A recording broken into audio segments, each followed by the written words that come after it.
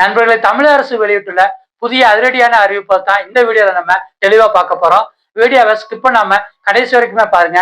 ஏன்னா ஒவ்வொரு அறிவிப்புமே உங்களுடைய பணம் சம்பந்தப்பட்ட விஷயம்.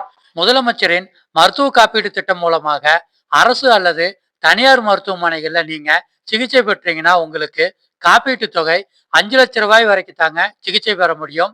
இந்த தொகையை தமிழக முதலமைச்சர் திரு விஜய் அவர்கள் தற்பொழுது உயர்த்தி வழங்கியிருக்காங்க.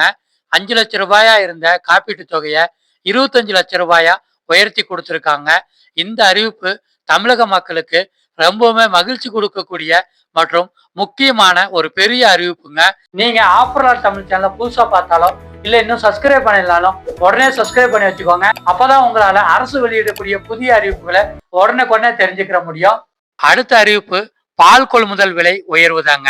தமிழக அரசு பால் உற்பத்தி செய்யும் உற்பத்தியாளரிடம் வந்து நேரடியாக ஆவின் நிறுவனம் மூலமாக பால் கொள்முதல் செய்யறாங்க.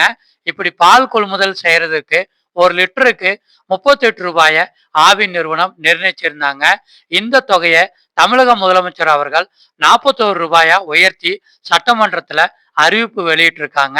இதன் மூலமாக 1 லிட்டருக்கு 3 ரூபாய் உயர்வு கிடைச்சிருக்குங்க. அடுத்த அறிவிப்பு வந்து தமிழ்நாடுல ஏழை எளிய மக்களுக்கான அறிவிப்புங்க. குடிசை மற்றும் எளிமையான வீடுல வசிக்கிறவங்க புதிய காங்கிரீட் வீடு கட்டணும்னு நினைச்சீங்கன்னா நீங்க தமிழ்நாடு அரசினுடைய வெற்றி வீடு திட்டத்துல அப்ளை பண்ணலாங்க. இந்த திட்டம் மூலமாக தமிழக அரசு 5 லட்சம் ரூபாய் உங்களுக்கு வீடு கட்டுறதுக்கு மானியம் கொடுத்துக்கிட்டு இருக்காங்க. ஏற்கனவே இந்த கலைஞர் கனவில்லம் திட்டம் மூலமாக போன மாதம் வீடு கட்டினவங்களுக்கு 3.5 லட்சம் ரூபாய் நிதியுதவி கிடைச்சிருச்சுங்க.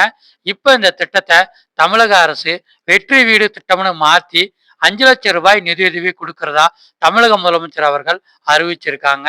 அடுத்த அறிவிப்பு வந்து தமிழகத்துல எம்எல்ஏக்களா இருக்கிற அனைவருக்கும் அரசே கார் வழங்கும் அப்படிங்கிற அறிவிப்பை வெளியிட்டிருக்காங்க. இந்த திட்டத்திற்காக ஒவ்வொரு மாதமும் 75,000 ரூபாய் நிதியுதவியை தமிழக அரசு ஒவ்வொரு எம்எல்ஏக்களுக்கும் கொடுக்குறாங்க. கூடவே அவர் ஒரு உதவியாளரை கூட நியமிச்சுக்கலாங்க. அதற்காக தனியா 25,000 ரூபாயை தமிழக அரசு ஒவ்வொரு எம்எல்ஏக்களுக்கும் நிதியுதவியா கொடுக்குறாங்க. மொத்தம் ஒரு மாதத்திற்கு 1 லட்சம் ரூபாய் நிதியுதவி ஒவ்வொரு எம்எல்ஏக்களுக்கும் தமிழக அரசு கொடுக்க போறாங்க.